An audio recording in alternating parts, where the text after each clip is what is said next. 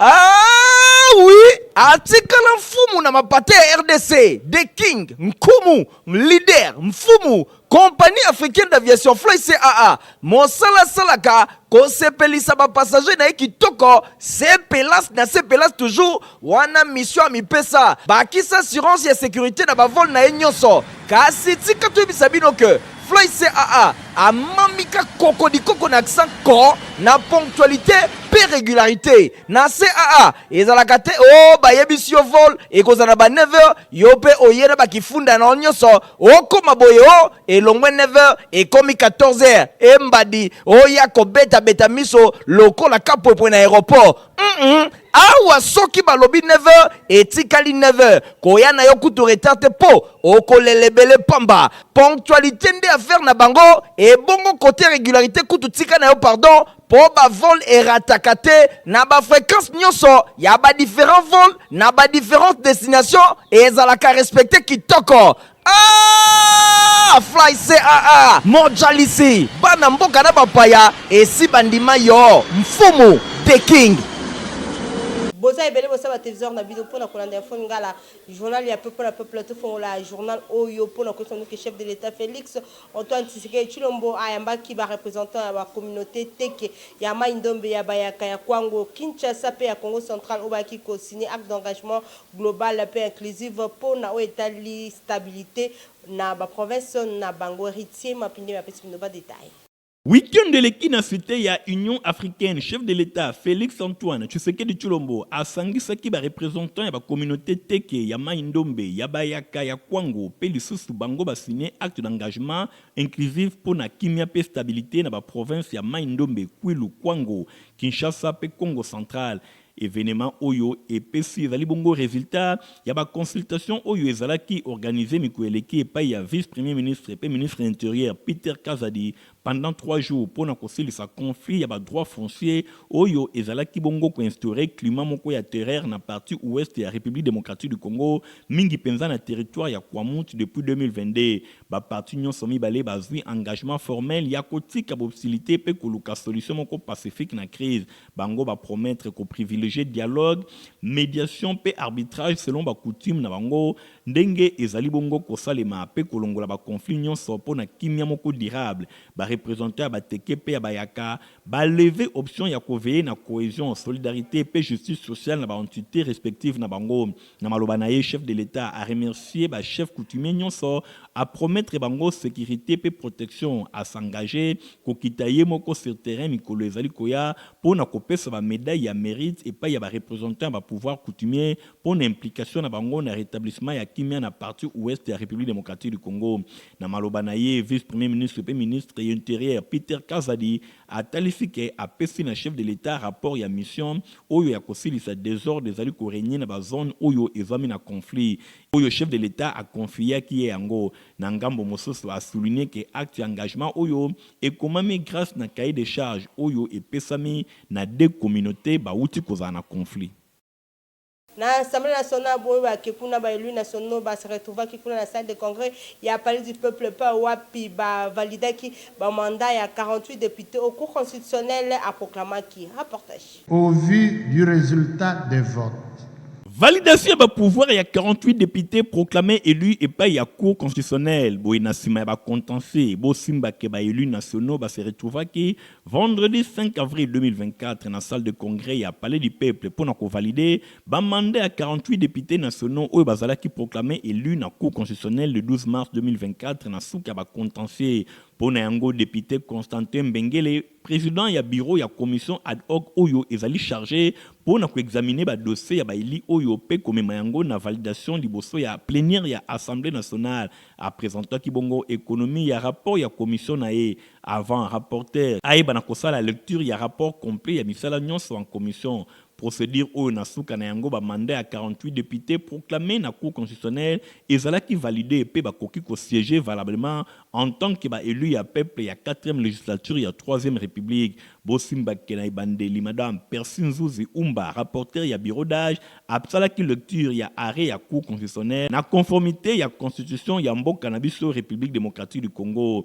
Bosimba Kena conclusion ya arrêt oyo haute cour a noté que 290 articles ya règlement intérieur ya Assemblée nationale où ezalaki adopté le 19 mars et outi koleka ezali conforme na constitution ya le 18 février 2006 moyena ba réserve oyo epesamaki pona ba article 27 alinéa D P142 avant abakisake haute cour a sali observation na assemblée délibérante oyo bazali ko appliquer te ba réserve oyo epesami na cour constitutionnelle na ngambo mosusu Christophe Mbosonko de président ya bureau d'âge atalisi ke ba article 27 alinéa D P142 et kozala appliquer te bakozwa en compte ba réserve oyo Cour constitutionnelle a sali conformément à la Constitution, article 113 P19, alinéa 3 de la Constitution. Bosimba Kena suite ya validation ba pouvoir président Christophe Mbosonko a rappelé na ba nouveaux élus ba mandat na bango ba o nyonso bazali frappé na incompatibilité et sengeli ba se prononcer na délai ya 8 jours ko banda vendredi 5 avril 2024.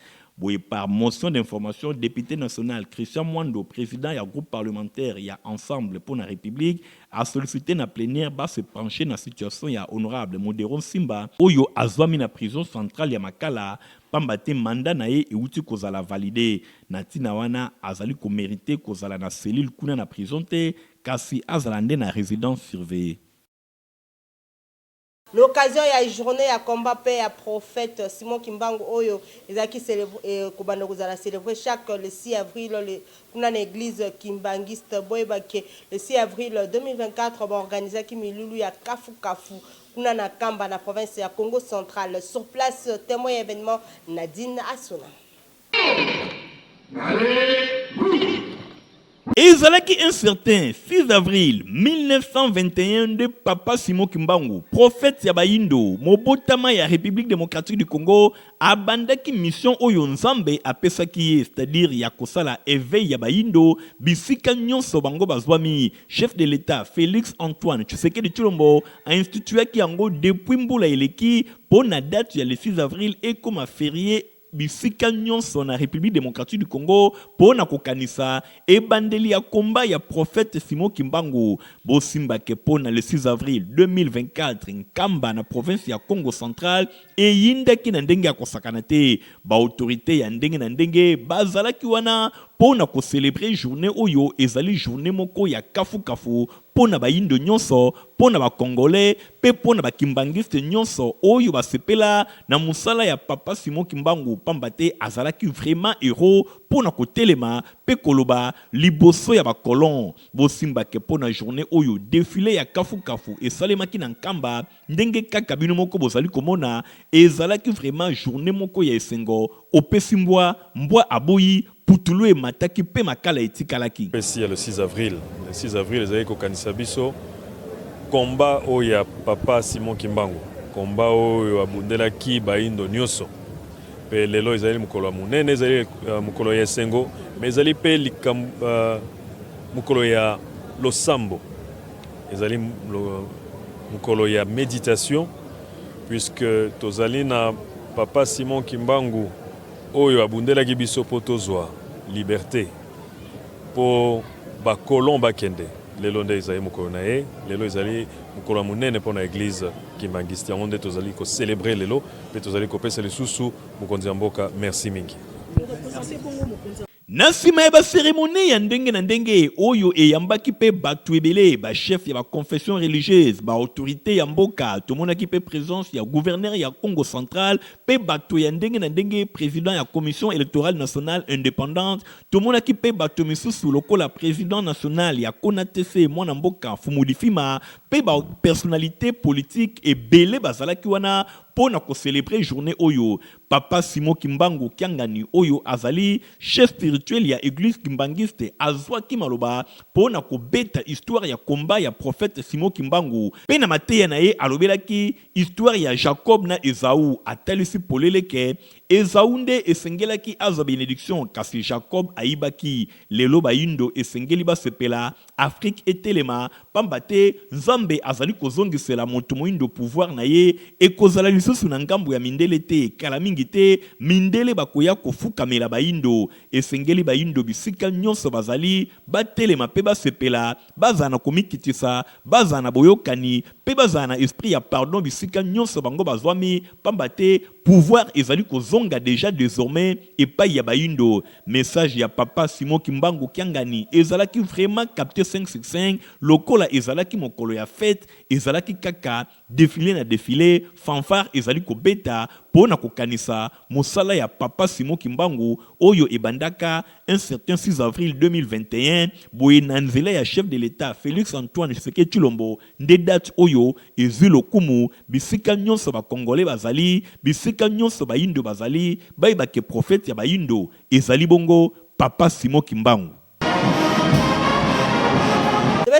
Sous na occasion ya clôture ya mois de la femme de Ligue nationale de femmes ya Aposem Bango ba salaki séminaire moko kuna na commune ya Kitambo po na wetali renforcement ya ba capacité na Bango Francis Kanzaloko Canadi national bazaka na compte info immeuble babengi kud pene ya stade Vélodrome na commune ya Kitambo et yambaki bongo clôture ya séminaire ya Kafu Kafu oyo ezalaki organisé et pas il y a parti politique babengi Alliance de paysans, des ouvriers et de la classe moyenne pour le développement durable. Aposem na mokuse parti oyo et kambamaka et pas il y a autorité morale Abdon Etina, Bekile Ipan, Bakisela Kaye Mutumoko bien, Bosimba Keba Mama, participa qui na séminaire Oyo, Ezalaki Bongo na cadre, ya clôture, ya mois de la femme. Boetem na yango, Ezalaki Bongo, les enjeux du leadership féminin. Ezalaki na cadre, ya ko renforcer, ba capacité, ya bandeko basi par rapport ya clôture, ya mois na bango, ba intervention, ya ndenge na ndenge, et salemaki.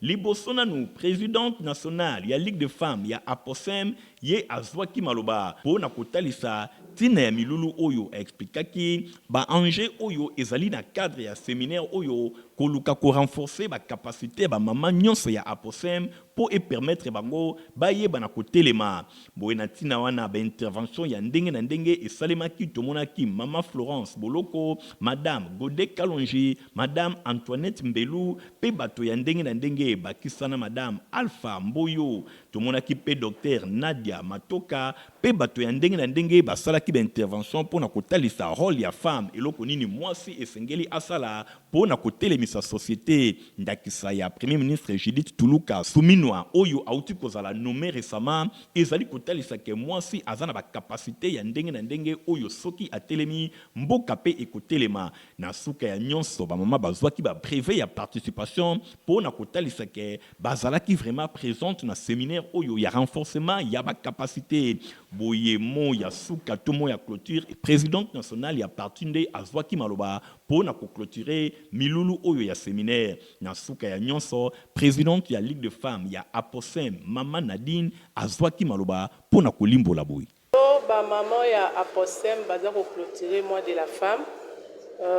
ça devait intervenir na mars na to décalaki yango lelo le 6 avril na thème na biso les enjeux du leadership féminin. Bon, comme dans tout parti politique d'abord, nous sommes là pour la conquête du pouvoir. La femme veut participer à la gestion de la chose publique. Comme nous sommes là, Tozabasi,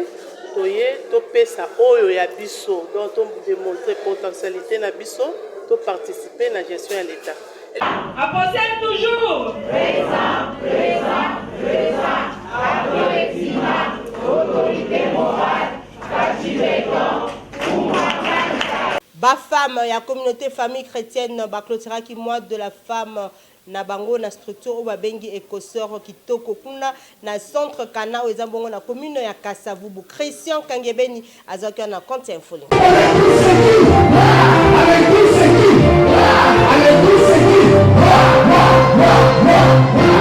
40 40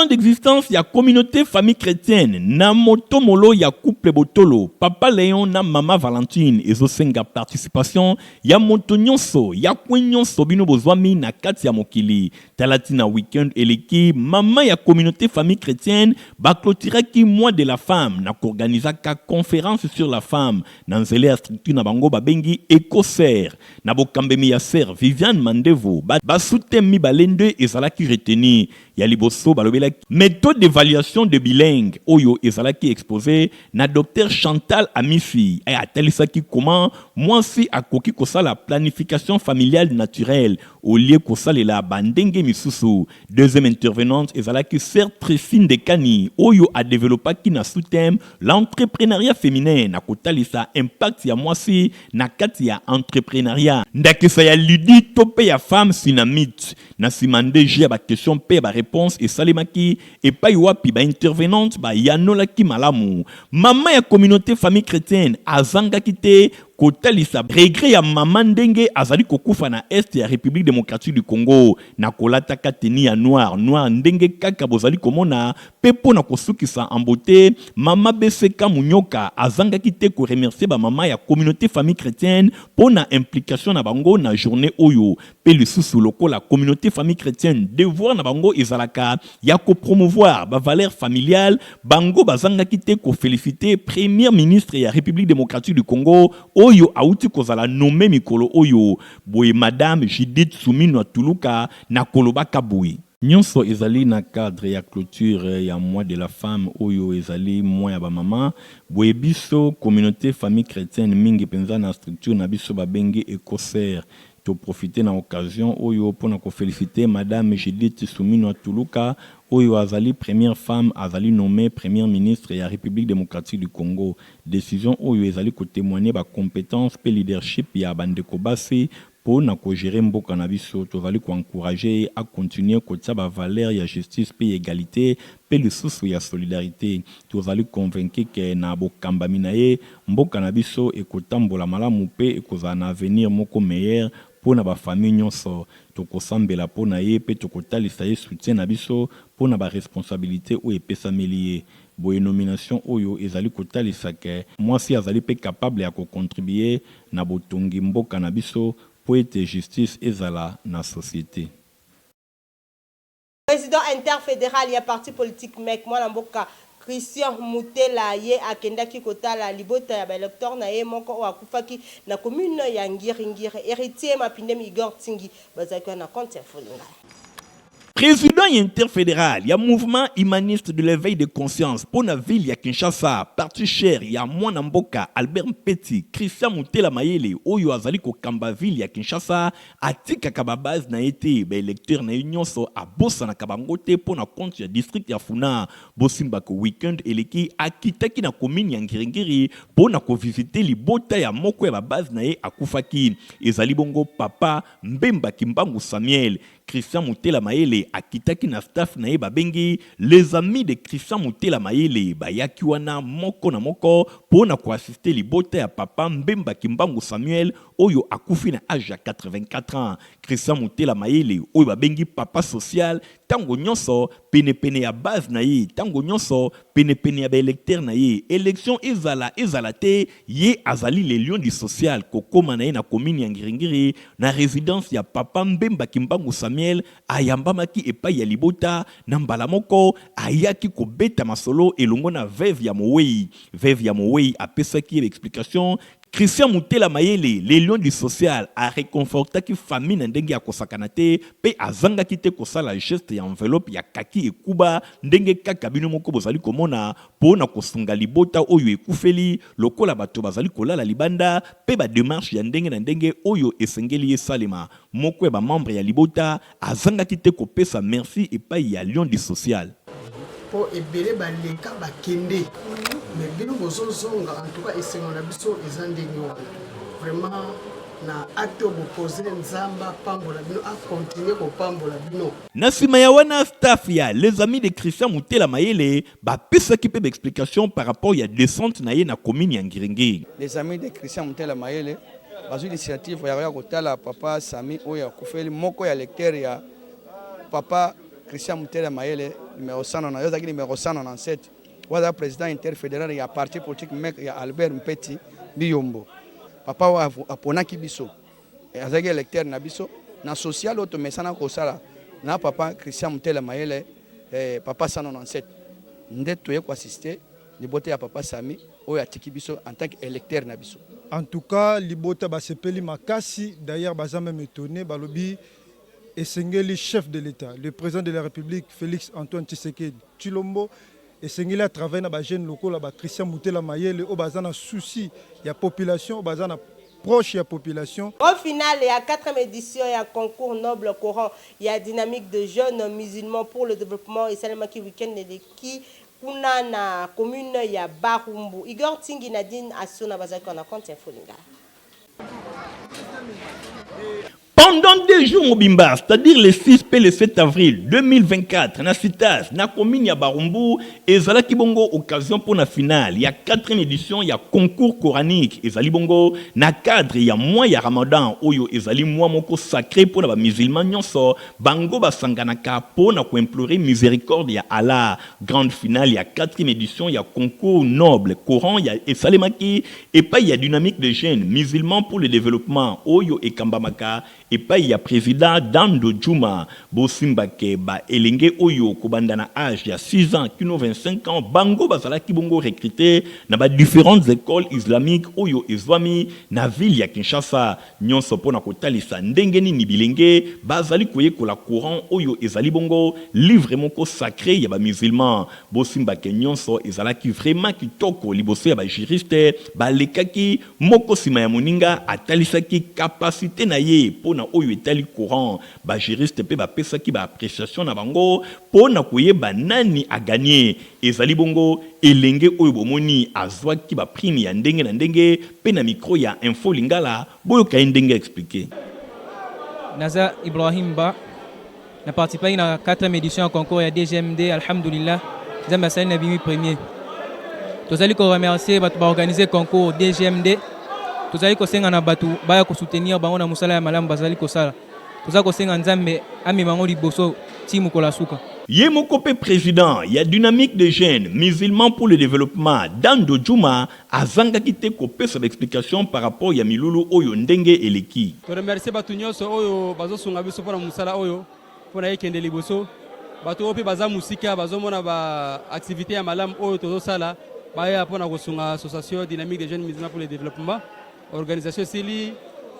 Bazu Bakado ya bien, alhamdoulilah l'équipe bien. Nyonso ezalaki vraiment réussite totale. 4e édition, il y a concours du noble Coran et pas il y a la dynamique de jeunes musulmans pour le développement et les cas qui vraiment qui toko bilingue nyonso bazalaki primaire, bango nyonso ba sepeli vraiment ba musulmans, bazali ko clôturer mois Ramadan bientôt. Kasi oyo eleki na concours oyo mingi penza 4e édition ezali eloko ya ko féliciter. Merci et pas il y a ba jeunes dynamique de développement. Merci pour la bilenge, il y a dynamique de jeunes musulmans pour le développement. Oyo ezali ko kambama et pas il y a mwana mboka Dando Djouma.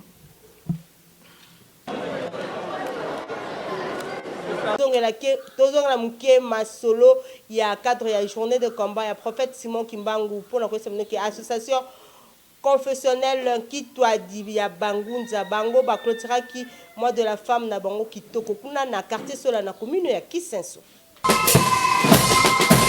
Milulu ya kafu kafu to ba culte ezalaki organisé bisika na bisika pour na cadre ya journée ya combat ya prophète Simon Kimbangu oyo ezalaki institué depuis année passée et pas ya chef de l'État Félix Antoine Tshisekedi Tshilombo Bosimbake association confessionnelle Kintwa di Kabangunza ACK na Mokuse oyo ekambamaka na père spirituel père représentant légal Ntumwa Menga oyo direction générale na bango ezwami na Matadi Bosimbake district Kin centre oyo ekambamaka na président Tangugi elongo na bilenge bango nyonso basangana ki na culte moko ya kafu kafu na siège ya église na bango oyo ezwami na quartier Sola na commune ya Kisenso nyonso ezalaki pona ko célébrer date oyo mosala ya mvuluzi Kimbangu ebandaki ezali date moko historique oyo ba congolais nyonso esengeli bayeba na kokanisa prophète ya bayindo papa Simo Kimbangu culte elekaki vraiment kitoko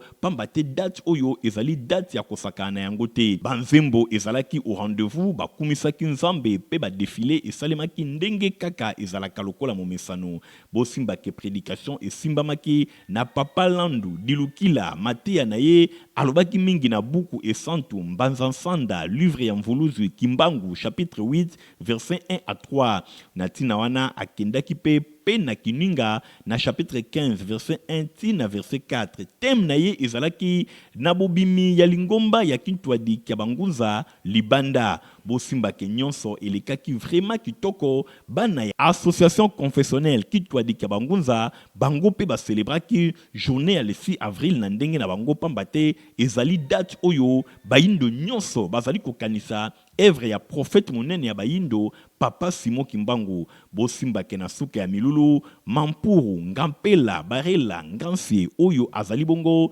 numéro 1 ya département ya bilenge apesaki ba précision na micro ya info lingala tout lelo eza le 6 avril c'est juste pour na kolakisa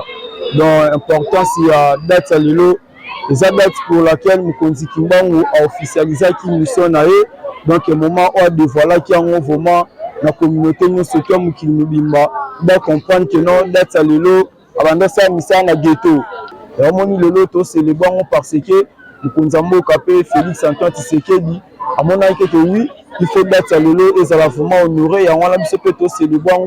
biso bangunza ya seka ya association confessionnelle Kintwadi kya bangunza ni kamba la paix spirituelle et représentant légal tout moi menga direction générale les arts matadi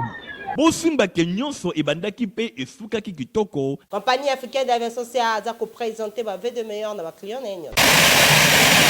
ah oui atikala mfumu na mapate RDC The King Nkumu leader mfumu compagnie africaine d'aviation Fly CAA mosala salaka kosepelisa ba passager na kitoko sepelas na sepelas toujours wana mission a mipesa bakisa assurance ya sécurité na ba vol na nyonso kasi tika to bisabino que Fly CAA amamika koko di koko na accent ko na ponctualité pe régularité na CAA ezalaka te o bayebisi yo vol ekozana ba 9h yo pe oyena bakifunda na nyonso okoma boye o elongwe 9h ekomi 14h embadi oya kobeta beta miso lokola kapopwe na aéroport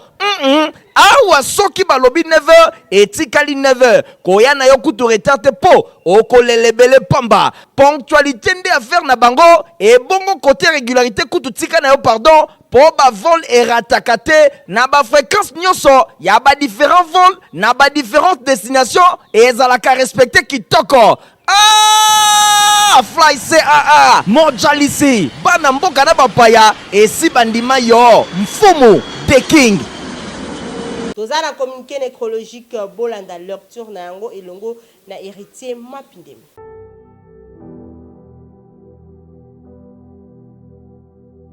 libote ya makoloma imunde elongo na Sandra Moni na wej oyo azali mosali na caisse nationale ya sécurité sociale CNSS na mokuse baza na mawa ya koyebisa na bandeko baninga pe bayeba na bango nyonso liwa ya ndeko mwana pe yaya na bango Tatana Moni Mukampa oyo akufaki mokolo ya jeudi 4 avril 2024 sima ya bokono. Programme ya matanga ezali boye. Mokolo ya vendredi 12 avril 2024 nde veillée mortuaire ekosalema na espace Laurentine to Flat Hotel Laurentine oyo ezwami na avenue Kasavubu numéro 5858 référence en face ya station Total oyo ezwami na Bakayao na commune ya Bandalungwa. Mokolo ya samedi 13 avril 2024 nde bokundami ekosalema na cimetière ya Kitambo na sima ya leve ya corps oyo ekosalema na ngonga ya 10h na morgue ya Ngiringiri. En attendant enterrement matanga ezali kosalema na Banunude numéro 15 na commune ya Matete. Tika ete communiqué oyo ekomela bato nyonso bayebaka Tatana Moni Mukampa. Efon ngala journal peuple comme na suka ceux qui vont s'appeler qui na journal ou ça merci Negor Tingi Matomi Nazaki na sima ya caméra héritier Mapine Mingulungu a superviseur qui journal au montage si même pas que et pas ya Christian Kengebe ni pe Francis Kanzalokoka ngala bino to personne rendez-vous mukola lobby au revoir. Ah oui, atikala mfumu na mapate RDC, The King, Nkumu, leader, mfumu, compagnie africaine d'aviation Fly CAA, Mosala Salaka, kosepelisa ba passager na kitoko, sepelas na sepelas toujours, wana mission a mipesa, bakisa assurance ya sécurité na ba vol na nyonso, kasi tika tu bisabino que Fly CAA a mamika koko di koko na accent ko na ponctualité pe régularité na CAA ezalaka te o ba yebisi yo vol e kozana ba 9h yo pe oyena ba kifunda na nyonso okoma boye o elongwe 9h e komi 14h e mbadi oya kobeta beta miso lokola kapo na aéroport awa soki balobi 9h etikali 9h koya na yo kutu retard te po okolelebele pamba ponctualité nde affaire na bango et bongo côté régularité kutu tika na yo pardon pour ba vol erataka te na ba fréquence nyonso ya ba différents vols na ba différentes destinations et ezalaka respecter kitoko. Ah, Fly CAA mojalisi bana mboka na bapaya esi bandima yo mfumu The King